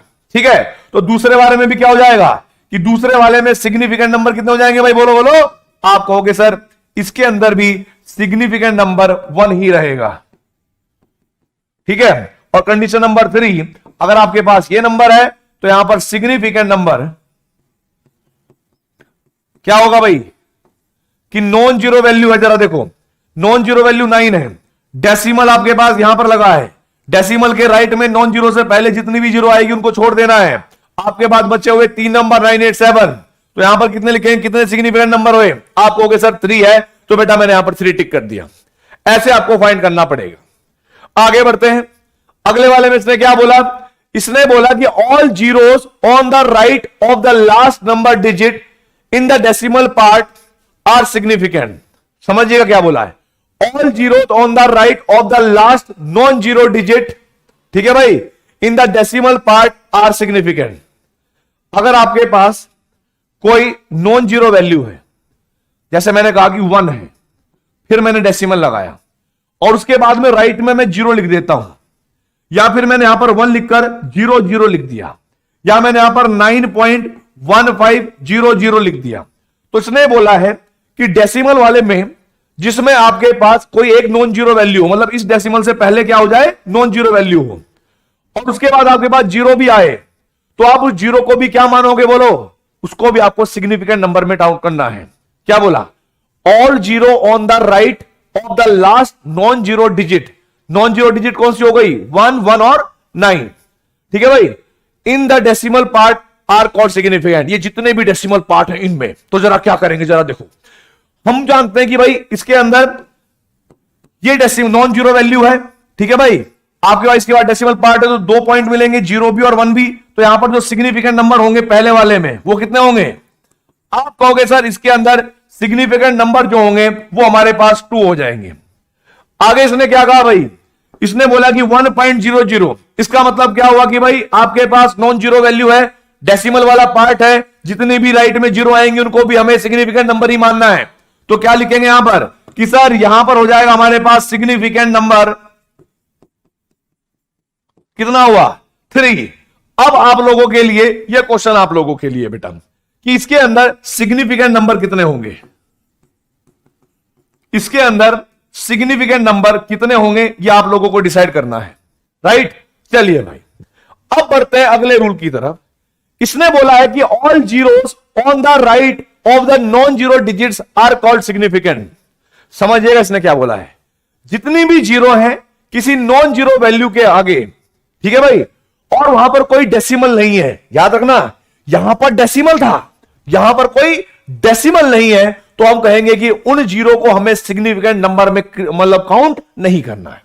फॉर एग्जाम्पल अगर मैं लिखता हूं कि 1 0, मैं लिखता हूं 1 0 0, मैं लिखता हूं 9 0 0, मैं लिखता हूं 88,000, तो प्लीज समझिएगा ये आपके पास नॉन जीरो वैल्यू है, डेसिमल है नहीं, जितनी भी जीरो राइट में होंगी उनको सिग्निफिकेंट नंबर नहीं मानना है, और इन वैल्यूज को मानते हुए अगर मैं इसके अंदर काउंट करूं तो कितने सिग्निफिकेंट नंबर होंगे, आप कहोगे सर इसके अंदर जो सिग्निफिकेंट नंबर है वो बेसिकली 1 है। फिर मैंने दूसरे में कहा कि दूसरे में कितने होंगे, आप कहोगे सर इसके अंदर जो सिग्निफिकेंट नंबर होंगे वो हमारे पास फिर से 1 हो जाएगा, क्योंकि एक के बाद ही 0 लगी है। यहां पर 9 वो भी एक नॉन जीरो वैल्यू है, उसके बाद जितनी भी जीरो इनको नहीं मानना है, तो आपको कितनी डिजिट दिख रही है, तो आप कहोगे सर 1, तो हम कहेंगे यहां पर सिग्निफिकेंट नंबर कितना हो गया, आप कहोगे सर सिग्निफिकेंट नंबर इधर भी 1 ही हो गया। इधर देखो जरा, आपके पास 88 नॉन जीरो वैल्यू है, राइट हैंड साइड में कितने हो गए, 3 जीरो, क्या इनको हम सिग्निफिकेंट नंबर मानेंगे, आप कहोगे नहीं सर, नॉन जीरो वैल्यू के आगे जितनी भी जीरो राइट में आएगी उनको नो आप सिग्निफिकेंट नंबर नहीं मानते। कब तक, जब तक उसमें कोई डेसिमल ना आए, डेसिमल आ जाए तो एक अलग बात है। तो यहां पर आप मानेंगे सिग्निफिकेंट नंबर बराबर 2, क्योंकि 8 और 8 2 हो जाएंगे, तो यहां पर आप 2 कर देंगे और टिक कर देंगे। अब जरा देखो इसने क्या बोला, इसने बोला है कि all zeros on the right of the last non zero digits become significant when they come from A measurement. गजब बात है। अगर मैं 4000 को एज इट इज लिख दूं, एज इट इज लिख दूं, तो इसके अंदर सिग्निफिकेंट नंबर कितने हैं, अभी थोड़ी देर पहले रूल पढ़ाया था, आप कहोगे सर 1, क्या होता है 1, तो बहुत बढ़िया बात है, आप यहां पर 1 लिख देंगे भाई। इसके अंदर क्या हो गया, आपकी बात को मैं बिल्कुल भी वो नहीं कर रहा हूं, लेकिन अगर कभी ऐसा हो जाए, प्लीज समझिएगा, यही 4000 वैल्यू ऐसे आए 80 इंटू में 40, सॉरी 80 इंटू में 50, ठीक है भाई। यही वैल्यू अगर आप देखोगे, इन दोनों की मल्टीप्लाई करोगे तो मल्टीप्लाई करने पर क्या हो जाएगा, एक नंबर आएगा और जिसको हम क्या लिखेंगे 4000, सेम टू सेम। तो ये जो 4000 है ये इसकी मेजरमेंट के बाद आया है, इनकी मल्टीप्लाई करने के बाद आया है। तो इसके अंदर जो सिग्निफिकेंट नंबर होंगे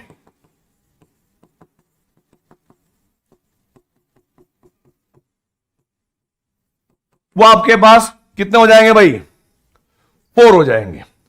दूसरी चीज एक और बात ध्यान रखनी है, अगर किसी भी नंबर, जैसे मान लीजिए कि 4000 में एक सिग्निफिकेंट नंबर था, मेजरमेंट के बाद 4000 आया तो उसके अंदर 4 हो गई।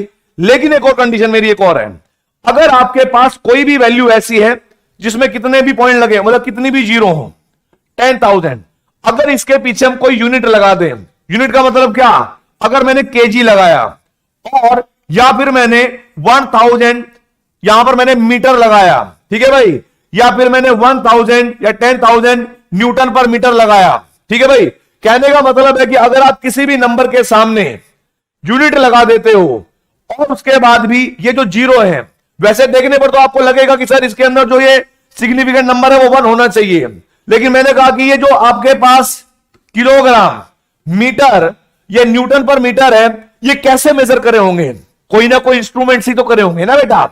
यानी ये जो वैल्यूज आई होंगी कहीं ना कहीं मेजरमेंट से तो आई होगी कि नहीं होगी। और क्या बोला इसने कि जब कभी भी हम मेजरमेंट से कोई वैल्यू लिखते हैं तो राइट साइड वाली जीरो को भी हमें सिग्निफिकेंट नंबर मान के चलना पड़ता है, अगर हम मेजरमेंट कर रहे हैं तो जरा देखो, ये यहां पर आपके पास कोई ना कोई वेइंग मशीन का यूज हुआ किया होगा और हमने ये देखा कि भाई ये जो भी आया है 10,000 किलोग्राम, इसके अंदर टोटल नंबर कितने हो गए, 1 2 3 4 5।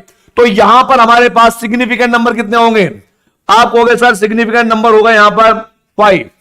फिर मैं कह रहा हूं कि इसके अंदर कितने होंगे, आप कहोगे सर इसके अंदर सिग्निफिकेंट नंबर हो जाएंगे 4, और यहां पर कितने होंगे बेटा सिग्निफिकेंट नंबर, तो आप कहोगे सर यहां पर हो जाएंगे फिर से 5।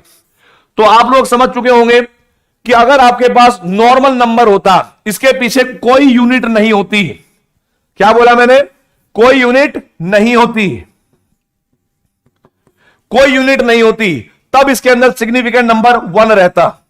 लेकिन अगर आपके पास कभी भी कोई वैल्यू के पीछे यूनिट लिखी हुई है, यानी उसको मेजर किया गया है किसी भी इंस्ट्रूमेंट के द्वारा, तो वहां पर आप उन सभी जीरो को भी सिग्निफिकेंट नंबर ही मानकर चलेंगे। और एग्जांपल के लिए अगर मैं लिखता हूं 10,000 किलोग्राम तो इसके अंदर सिग्निफिकेंट नंबर 5 होगा, ठीक है भाई। मैं लिखा 1000 मीटर तो इसके अंदर सिग्निफिकेंट नंबर 4 होगा। मैं लिखता हूं बेटा जी 10,000 न्यूटन पर मीटर तो ये मेरे पास सिग्निफिकेंट नंबर 5 हो जाएगा, ठीक है भाई। चलिए अब हम बात करते हैं, थैंक यू तो नहीं बोलेंगे, अभी कुछ और भी रूल्स हैं मैं आपको बताऊंगा। कुछ रूल्स हैं मल्टीप्लीकेशन के, डिवाइड वाले, ठीक है, मल्टीप्लाई करने वाले, डिवाइड वाले, राउंड ऑफ वाले। पहले मैं आपको एक छोटी सी बात बताना चाहता हूं बेटा जी, ठीक है भाई। एक बिल्कुल बेसिक मैथमेटिक्स, बेसिक मैथमेटिक्स है, प्लीज समझिएगा क्या बोल रहा हूं मैं, ठीक है भाई। पहला केस है राउंड ऑफ करना, ठीक है भाई। मैं आपको बताता हूं, जैसे मान लीजिएगा, प्लीज समझिएगा, 1 2 3 4 5 या ऐसे कोई भी 8 7 5 3 2 है ना भाई, और यहां पर 9 लिखा है, ये कोई भी डिजिट है और मुझे इस वैल्यू को, इसी वैल्यू को यहां पर 1 2 3 6 नंबर की डिजिट है, मुझे से करना है बेटा जी round off, round off in 5 number digit, 5 number की डिजिट में करना होगा। तो मैं आपको एक बात बताना चाहूंगा, अगर आपने थोड़ा सा मैथमेटिक्स में पढ़ा होगा कि भाई हमने एक चीज जानी, 1 2 3 4 5 तक हमारे पास ये नंबर आएंगे, प्लीज समझिएगा। 6 वाली नंबर को हमें हटाना पड़ेगा, 9 को। अगर हमारे पास ये नंबर 5 से ज्यादा है, क्या है बेटा जी 5 से ज्यादा है, तो जब कभी भी हम इसको हटाएंगे तो इससे पहले वाले को 1 ज्यादा कर देंगे। क्लियर हुई बात। तो जैसे ही मैं 9 अगर यहां पर हटाता हूं तो 2 को क्या कर दूंगा 3, तो मेरे पास क्या नंबर हो जाएगा, ये राउंड ऑफ करने के बाद 8 7 5 3 2 और सॉरी 2 नहीं 3 हो जाएगा ये। अब प्लीज समझिएगा, अब प्लीज समझिएगा, अगर इसी नंबर को, सेम नंबर है, इसी नंबर को मुझे राउंड ऑफ करना है, एक ही नंबर को करना हो राउंड ऑफ इन 4 डिजिट नंबर, 4 डिजिट नंबर, तो जरा समझिएगा प्लीज एक बार, 4 नंबर कहां से हो जाएंगे, 1 2 3 4 यहां तक होंगे, 1 2 3 4 यहां तक होंगे, और 5वां नंबर मान लो क्या करना पड़ेगा, 2 क्या करना पड़ेगा, मुझे गायब करना पड़ेगा, यानी इसका 2 गायब करना पड़ेगा। 2 क्या है, 5 से छोटा, अगर 5 से छोटा है तो मतलब इसके हटने पर कोई फर्क नहीं पड़ेगा। क्या लिखोगे आप, इक्वल्स टू 8 7 5 3 ऐसे लिख देंगे, राइट। आगे देखिए, अगर मुझे इसी वैल्यू को राउंड ऑफ करने के लिए बोल दिया जाए और बोला जाए कि राउंड ऑफ करिए इन 2 डिजिट नंबर, तो मैं आपको एक बात बताना चाहूंगा मेरे बच्चों, ध्यान से समझिएगा। 2 डिजिट का मतलब क्या हुआ, 1 और 2, यानी ये 5 हटाना पड़ेगा। मैं आपको बताऊं 5 एक ऐसा मिडिल नंबर होता है जिसको हटाने पर कई बार कुछ इफेक्ट पड़ जाता है और किसी को हटाने पर कई बार इफेक्ट नहीं पड़ता। अगर 5 से पहले ओड नंबर आया है, जैसे 7 ओड नंबर है, तो इसमें 1 इंक्रीज करना है, और यदि बेटा जी ये 7 की जगह पर 8 होता, इवन नंबर होता, तब इसको 5 हटा देते, कुछ इंक्रीज डिक्रीज करने की आवश्यकता नहीं होती। वैसे तो हम ये देखते हैं कि अगर 5 से बड़ा नंबर होगा और 5 से नंबर बड़ा, जब भी राउंड ऑफ करेंगे तो उससे पहले वाले में 1 जोड़ेंगे, और 5 से छोटा होगा तो कोई चेंज नहीं करना है, और 5 ऐसा होता है जो दोनों बिहेवियर शो करता है, लेकिन वो ओड नंबर के साथ बिहेवियर शो करेगा +1 का, और जब इवन नंबर होंगे उससे पहले तो वहां पर कोई बिहेवियर शो नहीं करेगा, मतलब हट जाएगा चुपचाप। तो जरा देखो, हमने देखा कि अगर मैं इसको 2 नंबर डिजिट में कन्वर्ट करना चाहता हूं, इसी नंबर को उधर, और मैंने 5 को हटाना है, उससे पहले क्या है 7 क्या हो जाएगा, ओड नंबर। 8 हमें लिखना ही है, 7 को अगर मैं हटाऊंगा तो किसमें कन्वर्ट होगा, बोलो यार। आप कहोगे सर इसमें 8 जोड़ दीजिए, एक और जोड़ दीजिए, तो 7 क्या हो जाएगा, 8। तो आई होप आप लोगों को यह बात समझ में आई होगी। मैं फिर से एक बार रिपीट कर देता हूं, अगर हम कभी भी किसी भी वैल्यू को राउंड ऑफ करते हैं किसी पर्टिकुलर डिजिट तक, तो उस डिजिट तक रोकने के बाद अगले वाले नंबर को देखना है। अगले वाला नंबर यदि 5 से बड़ा है तो उसके जाने पर पहले वाले नंबर में 1 ऐड कर देना है। यदि वो 5 से छोटा है तो चुपचाप उसको सीधी पतली गली से निकाल देना है, कुछ नहीं करना है।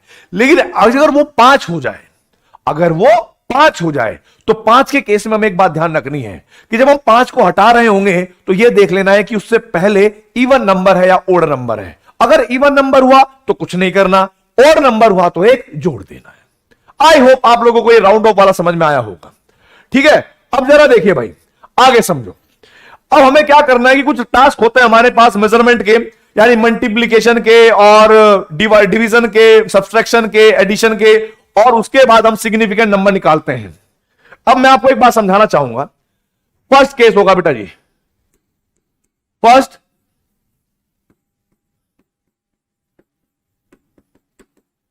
कैलकुलेशन ऑफ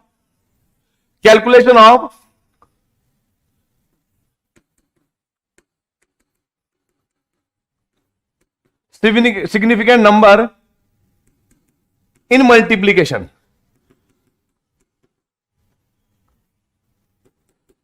प्लीज समझिएगा मल्टीप्लीकेशन में क्या होगा। अगर कभी भी आपके पास इस तरह से कोई वैल्यू दे रखी हो, 5 × में 6, या फिर 4 4 3, या कह लीजिए 4 4 5 × में 21, ऐसे मान लीजिएगा 21। बड़ा सिंपल तरीका है, मैं आपको बताऊंगा। यहां पर आपको एक वैल्यू लिखनी है, ठीक है भाई, और ऐसी वैल्यू रखनी है जिसका सिग्निफिकेंट नंबर रूल को फॉलो करता हो और उस वैल्यू में राउंड ऑफ भी होगा। पहले हमें क्या करना है कि जो भी आपके पास प्रोडक्ट होने वाला है, ये जो भी प्रोडक्ट होने वाला है बेटा जी, इसमें मैं एक बात समझाना चाहूंगा। जो नोट पॉइंट है वो ये है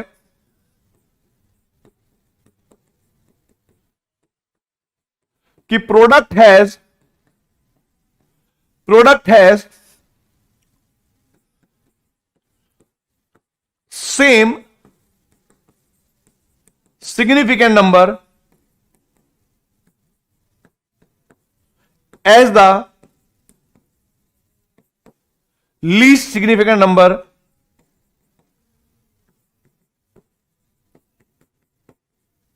digit in multiplication. In multiplication, please समझिएगा क्या बोल रहा हूं मैं, ये तो मैंने इंग्लिश में लिखा है।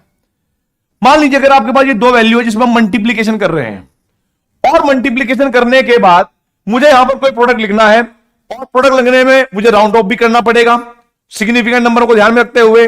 तो मैंने बोला है कि इन दोनों नंबर में जिनका सिग्निफिकेंट नंबर लीस्ट होगा, कम होगा, उसी को ध्यान में रखते हुए प्रोडक्ट की अमाउंट लिखनी है। जरा देखो, आप मुझे बताओ ये 55 है, ये 55 है तो इसका सिग्निफिकेंट नंबर कितना होगा? आप कहोगे सर इसका सिग्निफिकेंट नंबर तो हमें साफ साफ पता लग रहा है कि दो नॉन जीरो वैल्यू है तो 2 हो जाएगा। यहां पर एक नॉन जीरो वैल्यू है, कोई जीरो डेसिमल कुछ नहीं है, तो इसका सिग्निफिकेंट नंबर कितना हो जाएगा? आप कहोगे सर इसका 1 है। जब आप इसकी मल्टीप्लाई करोगे तो आप जरा देखना बेटा जी, इधर किधर करूं भाई, कि 6 5 जा कितने हो गए? 30। 6 5 जा कितने हो गए? 30। और 6 5 जा कितने हो गए? 30। और 33 क्या हो गया बेटा जी? कैरी हो गया, तो 330 आ गया। आपको कन्वर्ट करना है इसको किसमें? 1 सिग्निफिकेंट नंबर में। तो 1 सिग्निफिकेंट नंबर में कैसे कन्वर्ट करोगे जरा देखो। एक्चुअल में जो सिग्निफिकेंट नंबर होंगे वो 330 नहीं होंगे, 330 तो इसका प्रोडक्ट आया। आपको ऐसा करना पड़ेगा कि इस वाले के अंदर 2 सिग्निफिकेंट नंबर है और आपको 1 रखना है, यानी ये वाला पार्ट रखना पड़ेगा। तो आपको क्या करना पड़ेगा कि इस वाले पार्ट को, जो अगले वाला नेक्स्ट वाला नंबर है, इसको राउंड ऑफ करना पड़ेगा। और ये राउंड ऑफ करते हुए मैं जानता हूं कि ये 5 से छोटा है। अगर ये 5 से छोटा हो गया, अगर ये 5 से छोटा हो गया मेरे बच्चों, तो इसका मतलब इसके हटने पर कोई इफेक्ट नहीं पड़ेगा, इसको हटा दो चुपचाप। तो इसकी जो वैल्यू लिखोगे आप, वो लिखोगे 300।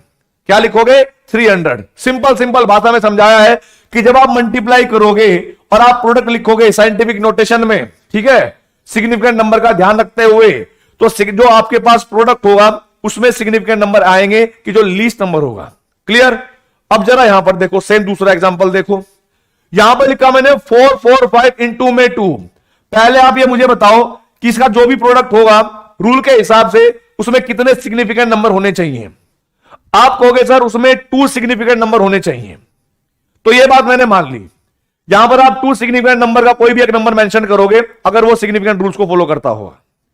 लेकिन जब मैं इसकी मल्टीप्लाई करूंगा तो प्लीज समझिएगा इधर कि जब मैं 445 की मल्टीप्लाई 21 से करूंगा तो यहां पर 445 इंटू में 0 9 और यहां पर हो जाएगा 8। तो ये कितना होगा? 5 5 4 3 9। अब इसके अंदर कितने इंटी आ गया बेटा सिग्निफिकेंट नंबर? आप कहोगे सर इसके आ गए सिग्निफिकेंट नंबर हमारे पास 4। मुझे सबको कन्वर्ट कितने में करना है? 2 में। तो पहले वाले 2 तो मुझे मेन रखने ही पड़ेंगे, राइट, और बाद का मुझे 4 हटाना पड़ेगा। अब मुझे देखो कि 4 जो है वो 5 से छोटा है या 5 से बड़ा है? आप कहोगे सर ये तो 5 से छोटा है। अगर ये 5 से छोटा है तो इसके हटने पर, या मतलब आगे की वैल्यू हटने पर पिछले वाली वैल्यू में कोई इफेक्ट नहीं आएगा। तो क्या मैं इसको लिख सकता हूं कि 9300? तो आप कहोगे कि जो उसका नियरेस्ट सिग्निफिकेंट नंबर होगा, अगर आप यहां पर लिखना चाहें तो वो 9300 होगा। समझ जाना, इसका मल्टीप्लाई नहीं है ये मत सोचना कि मल्टीप्लाई करके लिखना है एग्जैक्ट। राउंड ऑफ की बात कर रहा हूं कि राउंड ऑफ हमें वहीं तक करते हैं जहां पर हमारे पास लीस्ट आपके पास सिग्निफिकेंट नंबर हो। ठीक है, चलो आगे देखो, एक दो एग्जांपल और देखो बच्चों। जैसे मान लीजिए कि ये लिखा है मैंने 5.56 इंटू में, ठीक है, 3.1256। जैसे ये वैल्यू दे दी मैंने, अब इसकी मल्टीप्लाई तो आप कर लोगे, मल्टीप्लाई करके आंसर भी निकाल लोगे। लेकिन जब आप इसकी वैल्यू लिखोगे ना तो आपको इसमें ये देखना है कि लीस्ट प्रायोरिटी मतलब लीस्ट सिग्निफिकेंट नंबर किसमें है। तो आपने देखा कि भाई इसके सिग्निफिकेंट नंबर हमारे पास 3 है और इसके सिग्निफिकेंट नंबर कितने हो गए बेटा जी? इसके हो गए 5। तो आपके पास जो प्रोडक्ट आएगा ना उसमें भी सिग्निफिकेंट नंबर 3 होने चाहिए। उन 3 के बाद आगे की सारी वैल्यू आप 0 कर दो, कोई दिक्कत नहीं है। बात समझ में आई कि नहीं? इतना ही करना है आपको। यहां पर मैं कैलकुलेशन नहीं करवाना हूं कि वैल्यू क्या आनी चाहिए, मैं कह रहा हूं कि वैल्यू जो आई उसको राउंड ऑफ करके कैसे लिखते हैं ये देखना होता है हमें। क्लियर है? अब जरा देखो, सेम टू सेम अब जरा देखो बेटा केस नंबर 2, केस नंबर 2, तो यहां पर हम लिखेंगे बेटा जी व्हेन डिवीजन अकर, जब हमारे पास डिवीजन होगा तब। ठीक है, तो जरा देखो बेटा डिवीजन करते हुए हमें क्या करना है, प्लीज समझिएगा। आप लोग क्या करेंगे, एग्जाम्पल से के थ्रू समझाऊंगा मैं आपको, राउंड ऑफ करना तो मैंने सिखा दिया। जैसे मान लीजिए कि 5.4 इंटू में 5.4 इंटू में 11.6 डिवाइड बाय, ठीक है भाई, डिवाइड बाय, और यहां पर लिखा है 3.11। ऐसे हमें एक वैल्यू दे रखी है जिसमें मल्टीप्लाई भी करा और डिवाइड भी करा। मैं आपको एक बात बताना चाहूं, जो भी इसका रिजल्ट आएगा, जो भी इसका रिजल्ट आएगा, पहले आप क्या करोगे, इन दोनों की मल्टीप्लाई कर लेना। ठीक है भाई, इन दोनों की मल्टीप्लाई करोगे तो आपको पता लग जाएगा कि जो भी रिजल्ट आएगा उसमें लीस्ट प्रायोरिटी ग्रुप 5.4 यानी 2 होना चाहिए। और यहां पर भी आप जब डिवाइड करोगे तब भी आपको यही मेंशन करना है कि जो भी आप आंसर लिखोगे उसमें आपके पास जो सिग्निफिकेंट नंबर होंगे वो उसके बराबर होंगे जो भी इस नंबर में सबसे छोटा सिग्निफिकेंट नंबर रखता होगा। ठीक है भाई, तो प्लीज समझिएगा इस बात को। जरा देखो यहां पर मैं नोट पॉइंट लिख रहा हूं इधर से,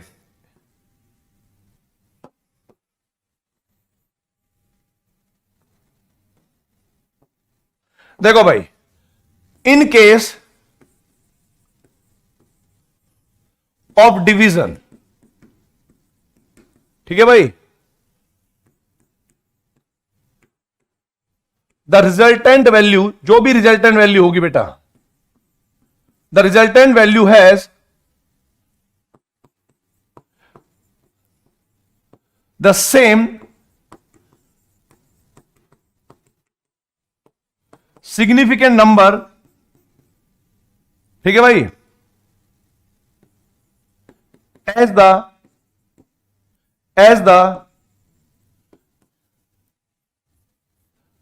the number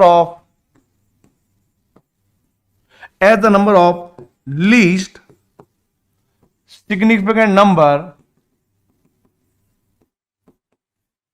अरे क्या हो गया,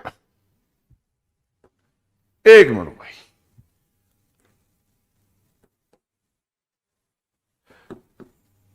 सिग्निफिकेंट नंबर इन कैलकुलेशन पार्ट, इन कैलकुलेशन पार्ट, जो भी कैलकुलेशन वाले पार्ट में ऐसा नंबर होगा जिसके सिग्निफिकेंट नंबर सबसे कम होंगे, उसी के हिसाब से आपको प्रोडक्ट का सिग्निफिकेंट नंबर भी निकालना है या रिजल्ट का सिग्निफिकेंट नंबर भी निकालना होगा। ठीक है भाई, चलिए अब आगे बढ़ते हैं। आगे की कहानी को ऐसी है कि जब कभी भी हम समेशन करेंगे और सब्सट्रैक्शन करेंगे, तो जरा देखो बेटा जी,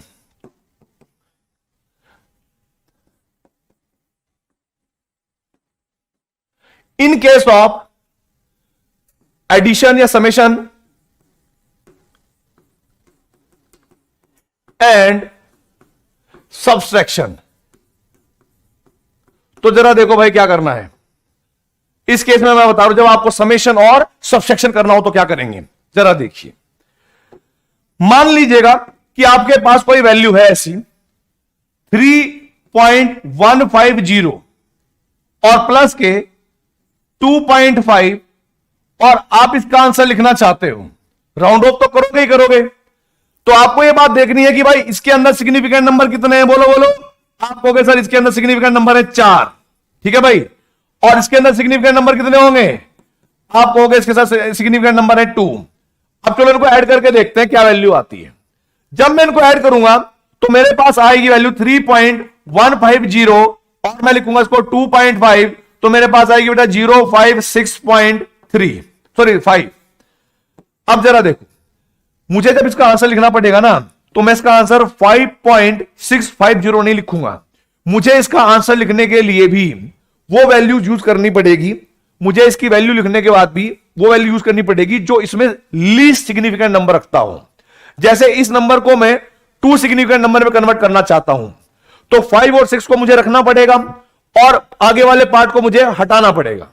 अब मैं एक बात और जानता हूं कि जब मैं यहां से 5 को हटाऊंगा और उससे पीछे क्या है, इवन नंबर, तो 5 को अगर हटा भी दूंगा ना तो इस पर कोई इफेक्ट नहीं पड़ेगा। तो यहां पर मैं क्या लिखूंगा, यहां पर मैं लिख दूंगा बेटा जी जो वैल्यू होगी वो 5.6 आएगी इसकी वैल्यू, अगर आप कभी भी राउंड ऑफ करके लिखना चाहते हो तो। दूसरा केस देखिए, इसी के अंदर एक और केस देखो बेटा, जैसे मान लीजिएगा आपके पास ये केस है, ये तो एक एग्जांपल नंबर 1 था, ये एग्जांपल 1 था। अगर मैं एक और एग्जांपल दूं, मैंने कहा कि 1.1113 है, ऐसे लिखा हुआ है, और यहां पर मैंने कहा दूसरा वैल्यू है 2.22। अब जरा देखो, सबसे पहला काम क्या है, इन दोनों का वो वाला वैल्यू लिखना है जिसके अंदर सिग्निफिकेंट फिगर को ध्यान में रखते हुए राउंड ऑफ करा गया है। तो आप लोग क्या करोगे भाई, इसके अंदर सिग्निफिकेंट नंबर देखो कितने हैं, आप कहोगे 1 2 3 4 5, तो आप इसको 5 लिख लो, कोई दिक्कत नहीं है। आगे देखो, इसके अंदर सिग्निफिकेंट नंबर कितने हैं बेटा जी, आप कहोगे सर इसके अंदर 3 है। अब इनका एडिशन करो, एडिशन करोगे तो कैसे करोगे, 1.1113 और 2.22 वैल्यू कितनी आएगी 3, उसके बाद 3 और 1, ठीक है भाई, ये आएगी और 3, ये वैल्यू आएगी बेटा जी 3.1333। तो हमें एग्जैक्ट सेम वैल्यू यहां पर नहीं लिखनी है, हमें यहां पर कैसे लिखोगे कि हमें यह बात ध्यान रखनी है कि इन दोनों नंबर में जिसमें सिग्निफिकेंट नंबर सबसे कम है उसके हिसाब से रिजल्ट वाली वैल्यू लिखोगे, ठीक है। तो हमने क्या काम करा भाई, यहां पर हमने करा कि भाई इसके अंदर तो 3 सिग्निफिकेंट नंबर है, इसके अंदर 5 है, तो इस वैल्यू को हमें 3 तक लिखना पड़ेगा। कैसे लिखोगे, 3.13, यानी ये पॉइंट हमें रखने के बाद ये वाली वैल्यू हमें गायब करनी पड़ेगी 3। अब 3 देखो बेटा जी 5 से बड़ा है या 5 से छोटा है, आप कहोगे सर ये तो 5 से बड़ा है, और यदि ये 5 से छोटा है, और यदि ये छोटा है तो इसके हटने पर पहले वाले नंबर पर कोई इफेक्ट नहीं पड़ेगा। तो आप इसकी वैल्यू को कैसे लिखोगे, 3.13, बस ऐसे छोड़ दोगे, बाद में जीरो भी नहीं दिखानी, ये भी बात ध्यान रखनी है, क्योंकि हमें पता है कि नॉन जीरो वैल्यू पे अगर डेसिमल होगा तो जितनी भी जीरो होती है राइट हैंड साइड में वो भी सिग्निफिकेंट नंबर हो जाएगी, तो इनका जीरो भी गायब करना, ये बात ध्यान रखनी पड़ेगी आपको, ठीक है। तो वैसे बेटा आज के लेक्चर में हम इतना रखते हैं, मिलते हैं अगले लेक्चर के साथ, अगले लेक्चर में मिलेंगे। तो ऑल द वेरी बेस्ट, जय हिंद जय भारत।